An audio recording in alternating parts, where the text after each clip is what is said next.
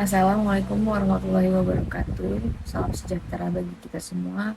Om Swastiastu, Namo Buddhaya, salam kebajikan. Perkenalkan, nama saya Melisa Ayu Apriani dari Program Studi Ilmu Komunikasi Universitas Nasional akan sharing tentang bagaimana cara Partai PDIP dalam berkomunikasi politik. Nah, teman-teman, sebelum kita melangkah lebih jauh, alangkah baiknya kita mencari tahu dulu apa sih Partai PDIP itu dan bagaimana sejarahnya PDIP bisa berdiri dan bisa bertahan sampai sekarang. Perlu kita ketahui bahwa Partai PDIP sekarang merupakan partai di mana Pak Presiden Jokowi menjabat sebagai Presiden Negara Republik Indonesia. Partai PDIP sendiri diresmikan pada 10 Januari 1973. Namun pada awalnya PDIP itu bernama Partai Nasional Indonesia yang didirikan oleh Bapak Insinyur Soekarno dan diresmikan pada 4 Juli 1927. Pada kala itu PNI bergabung dengan 5 partai politik, yaitu Partai Musyawarah Masyarakat Banyak atau disebut Partai Murba, Ikatan Pendukung Kemerdekaan Indonesia atau IPKI, lalu kemudian ada Partai Kristen Indonesia atau biasa disebut Parkindo, dan yang terakhir adalah Partai Katolik. Nah, dari 5 partai tersebut digabungkan dan menjadi Partai Demokrasi Indonesia yang resmi pada tanggal 10 Januari 1973. Nah, sejak awal terbentuk banyak sekali perdebatan dan masalah internal di partai tersebut. Lalu kemudian diperparah dengan intervensi dari pemerintahan. Lalu untuk mengatasi konflik tersebut, anak kedua dari Insinyur Soekarno, yaitu Ibu Megawati Soekarno Putri, ditunjuk menjadi Ketua Umum Partai Demokrasi Indonesia tersebut. Setelah banyaknya konflik dan banyak sekali pertentangan dari Partai PDI ini, akhirnya pada 1 Februari 1999, Ibu Megawati memberi nama Partai PDI Perjuangan. Lalu kemudian mengapa sih nama PDI ini dirubah? Karena Partai PDI ingin ikut serta dalam pemilu. Dan Partai PDI Perjuangan ini disahkan di Istora Senayan pada 14 Februari 1999. Sekarang kita move on dulu dari sejarah bagaimana berdirinya Partai PDIP. Yang akan kita bahas sekarang adalah bagaimana komunikasi politik yang dilakukan PDIP menjelang pemilu 2024. Nah, teman-teman tahu nggak sih di pemilu 2024 nanti PDIP akan mencalonkan Ganjar Pranowo sebagai calon presiden. Mengapa PDIP menunjuk Ganjar sebagai calon presiden? Karena Pak Ganjar memiliki elektabilitas dan popularitas yang tinggi dibandingkan calon yang lain. Lalu kemudian Ibu Puan yang digadang-gadang sebagai calon presiden ini malah mendukung Bapak Ganjar sebagai calon dari PDIP tersebut. Bahkan Ibu Puan sendiri yang akan membentuk tim suksesnya pemilu 2024 nanti.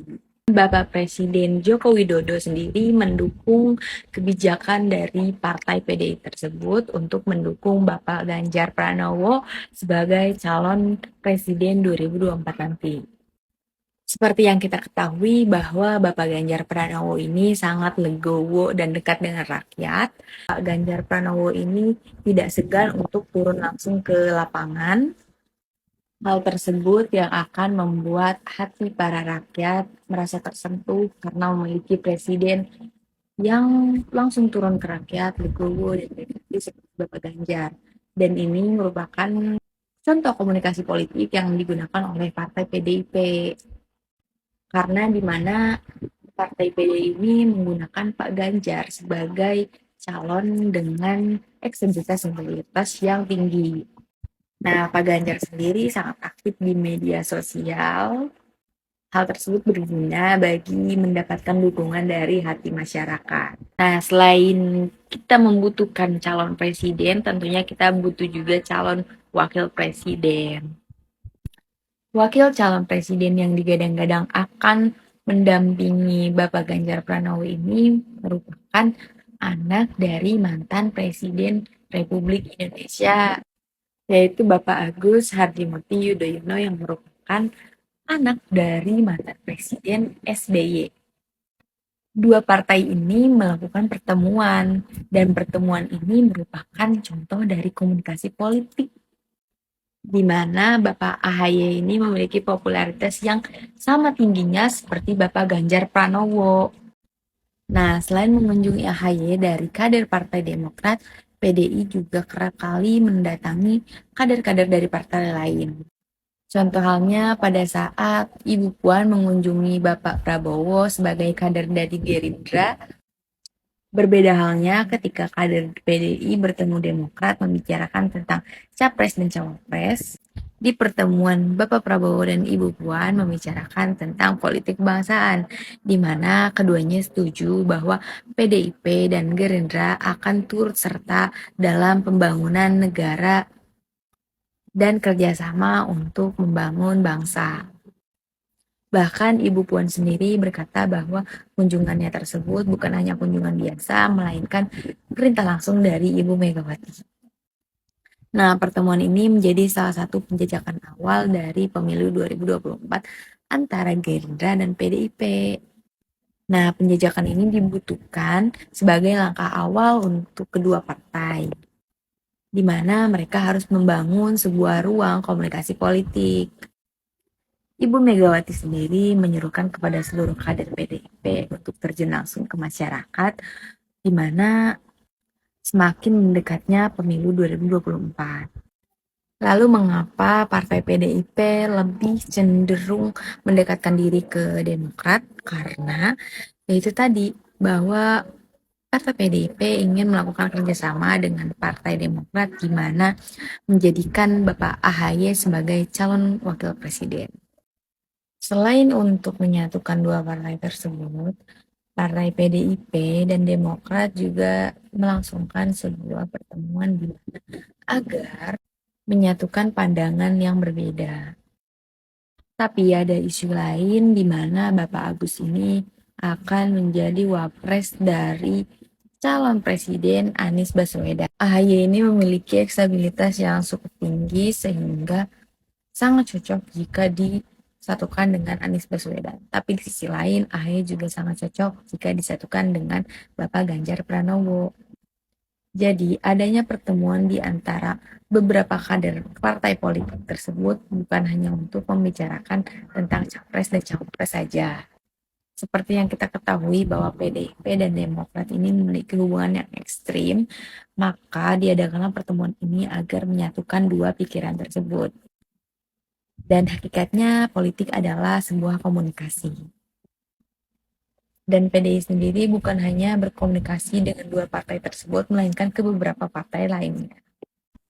Menurut Lembaga Survei Indonesia, dinamika politik pemilu 2024 akan mulai terlihat di akhir tahun. Sebelumnya PDIP memiliki elektabilitas yang tinggi, namun tidak memungkinkan bahwa PDIP bisa saja turun di akhir tahun ini.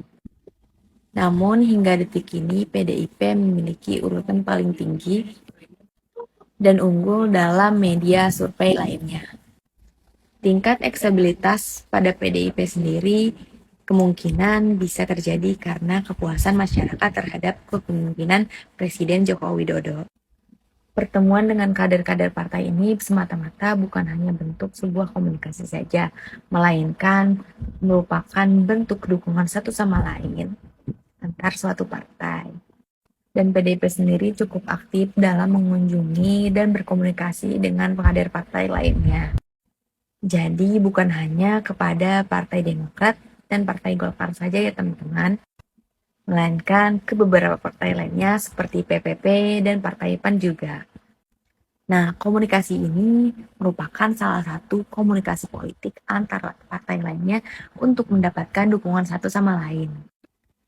Nah, hal tersebut juga merupakan sebagian kecil dari strategi politik di partai PDIP. Nah, pembahasan tadi merupakan sedikit yang saya ketahui mengenai komunikasi politik atau strategi politik yang diterapkan oleh PDIP menjelang pemilu 2024. Bila ada salah-salah kata, mohon dimaafkan. Dan jika ada yang ingin dipertanyakan, boleh komen di bawah. Terima kasih semuanya sudah menonton hingga akhir. Wassalamualaikum warahmatullahi wabarakatuh.